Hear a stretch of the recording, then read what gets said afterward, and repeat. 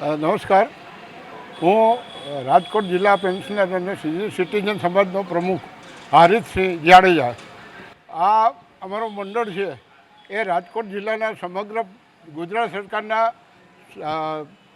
તિજોરીમાંથી pension લેતા પેન્શનરોનું એક મંડળ છે.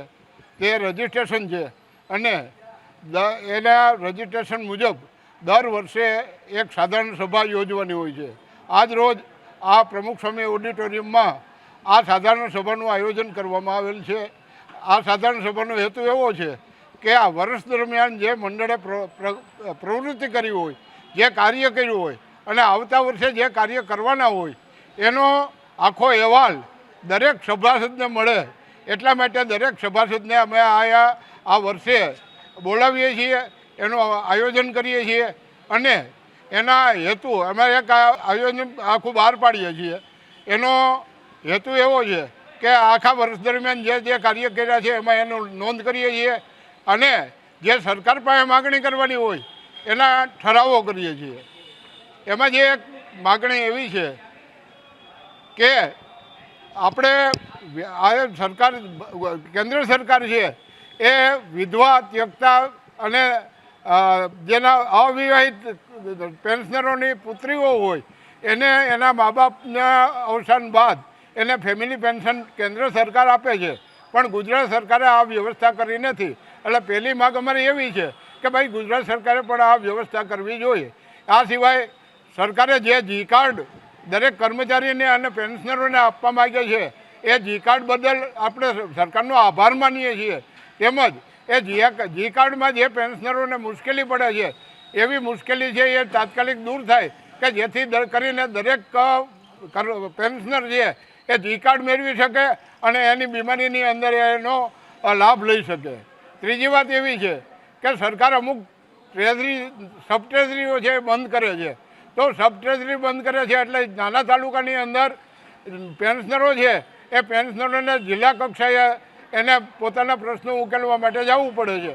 તો અમારે એવી એક લેખિત માગણી છે કે ભાઈ આવી ટ્રેઝરી બંધ કરે તો એ તાલુકા પેન્શનર મંડળોના એવી સત્તા આપે કે જેથી કરીને 15 દિવસે કે મહિને દિવસે જિલ્લા ટ્રેઝરીમાં જાય અને પોતાના તાલુકાના જે પ્રશ્નો હોય એ પ્રશ્નો ટ્રેઝરી અધિકારી સમક્ષ મૂકી અને એનો હલ લઈ આવી શકે કે જેથી કરીને વયોવૃદ્ધ પેન્શનરો છે એને જિલ્લા કક્ષાએ જવું ન પડે, મુશ્કેલી ન પડે. આ સિવાય એક માગણી પણ અમારી એવી છે કે રાજકોટ જિલ્લા ટ્રેઝરીની જે અત્યારે રિનોવેશન થાય છે તો એ રિનોવેશન થાય છે તો એની સંપૂર્ણ ટ્રેઝરી છે એ એસી બનાવે કે જેથી કરીને દૂર દૂરથી આપણા ઉપલેટા તાલુકો, ધોરાજી તાલુકો, કન્નોણા તાલુકો આ બધા દૂરના તાલુકા છે. તો એ દૂરના તાલુકાના પેન્શનરો અહીંયા આવે અને ટ્રેઝરી કક્ષાની મુલાકાત લે ત્યારે બપોરના ગરમી થઈ હોય અને માર્ચ મહિનાથી છેક જૂન, જુલાઈ અને ઓગસ્ટ સુધી ગરમીનો પારો હંમેશા રાજકોટમાં ઊંચો રહે છે. તો આ પેન્શનરો આવે તો એને આ જો ટ્રેઝરી ઓફિસ સંપૂર્ણ એર કન્ડિશન હોય તો એને રાહત મળે. આવી પણ અમારી માગણી છે.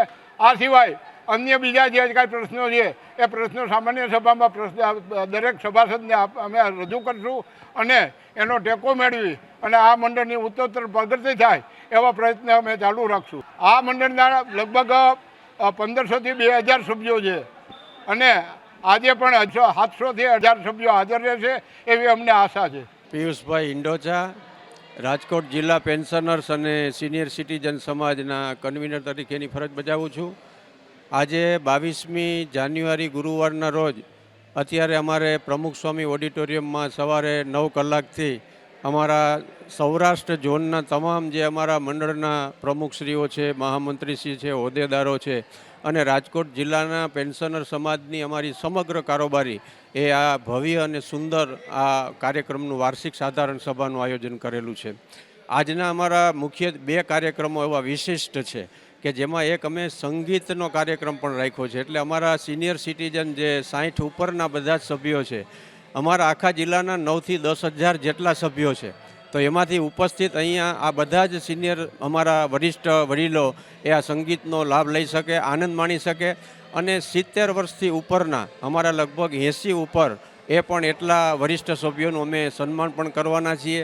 આજે અમારું ભાગ્ય એટલા માટે છે કે અમારા જ પરિવારના એવા અરુણભાઈ દવે અને એમના પપ્પાશ્રી એટલે એમના પિતાશ્રી એ અમે એને દવે દાદા તરીકે ઓળખીએ છીએ. તો એમની પણ 100 વર્ષ ઉપરની એમની આયુષ્ય છે. તો અમારા માટે એ ગૌરવ અને અમારી એક ખુશીની લાગણી વ્યક્ત કરીએ છીએ કે આજે અમે અમારા દવે દાદાનું વિશિષ્ટ સન્માન પણ કરવાના છીએ. આખો કાર્યક્રમ એ ખૂબ સફળતાપૂર્વક અને ખૂબ જ આયોજનબદ્ધ અમે લોકોએ ખૂબ જહેમત ઉઠાવી અને તૈયારી રૂપે આ અહીંયા અત્રે પ્રસ્તુત કરેલો છે. આપનો ખૂબ ખૂબ આભાર.